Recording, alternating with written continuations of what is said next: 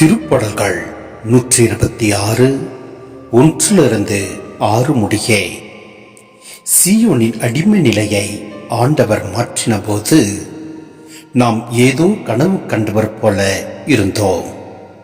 அப்பொழுது நமது முகத்தில் மகிழ்ச்சி காணப்பட்டது, நாவில் களிப்பாரவாரம் எழுந்தது. ஆண்டவர் அவர்களுக்கு மாபெரும் செயல் புரிந்தார் என்று பிற இனத்தார் தங்களுக்குள் பேசிக் கொண்டனர். ஆண்டவர் நமக்கு மாபெரும் செயல் புரிந்துள்ளார், அதனால் நாம் பெருமகிழ்ச்சி உறுகின்றோம். ஆண்டவரே, தென்னாட்டின் வறண்ட ஓடையை நீரோடையாக வான்மழை மாற்றுவது போல எங்கள் அடிமை நிலையை மாற்றியேறலாம். கண்ணீரோடு விதைப்பவர்கள் அக்களிப்போடு அறுவடை செய்வார்கள்.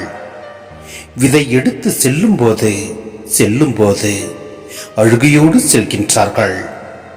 அரிகளை சுமந்து வரும்போது அக்களிப்போடு வருவார்கள்.